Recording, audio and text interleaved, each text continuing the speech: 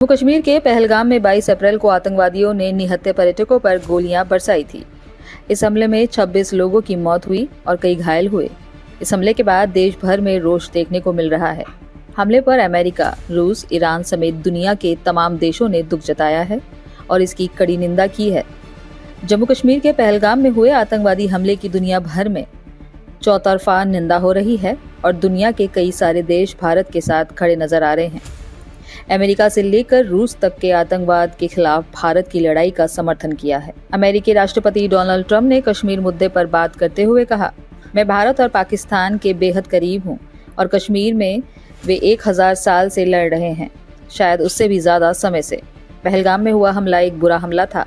मुझे यकीन है कि इसे किसी न किसी तरह से सुलझा लेंगे। मैं दोनों नेताओं को जानता हूँ। पाकिस्तान और भारत के बीच बहुत तनाव है, लेकिन हमेशा से रहा है। इससे पहले रूस के राष्ट्रपति व्लादिमीर पुतिन ने पहलगाम हमले की निंदा की थी। उन्होंने कहा था कि दोषियों को सजा मिलेगी। हम भारत के साथ खड़े हैं।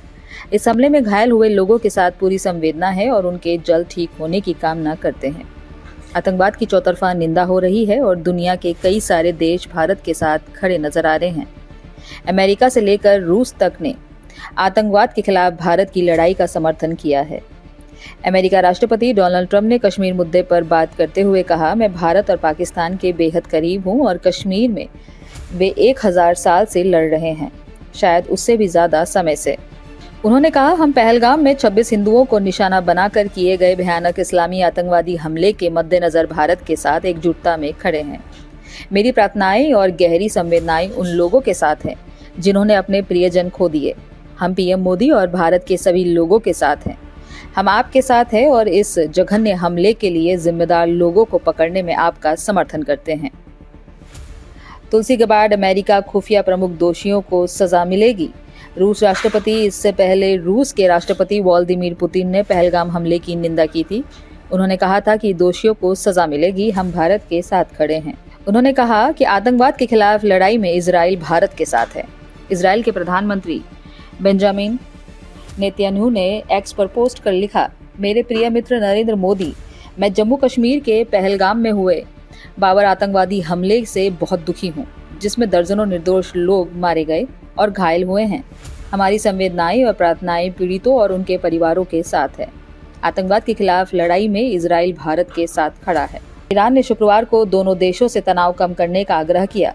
सऊदी अरब ने भी भारत और पाकिस्तान के बीच शत्रुता को लेकर चिंता जताई। उसके विदेश मंत्री ने अपने भारतीय और पाकिस्तानी समकक्षों के साथ फोन पर बातचीत की। ईरान के विदेश मंत्री सैयद अब्बास अराघची ने सोशल मीडिया पर एक्स पोस्ट में कहा, भारत और पाकिस्तान ईरान के पड़ोसी है, जिनके बीच सदियों पुराने सांस्कृतिक और सभ्यता संबंध है।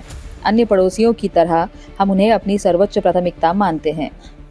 अराघची ने कहा कि तेहरान इस कठिन समय में दोनों के बीच बेहतर समझ के लिए इस्लामाबाद और नई दिल्ली में अपने कार्यालयों का उपयोग करने के लिए तैयार है।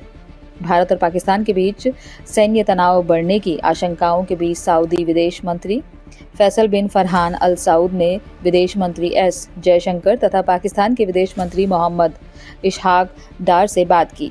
जयशंकर ने एक्स पर कहा, सऊदी अरब के विदेश मंत्री फैसल बिन फरहान के साथ टेलीफोन पर बातचीत हुई। पहलगाम आतंकवादी हमले और इसके सीमा पार संबंधों पर चर्चा हुई।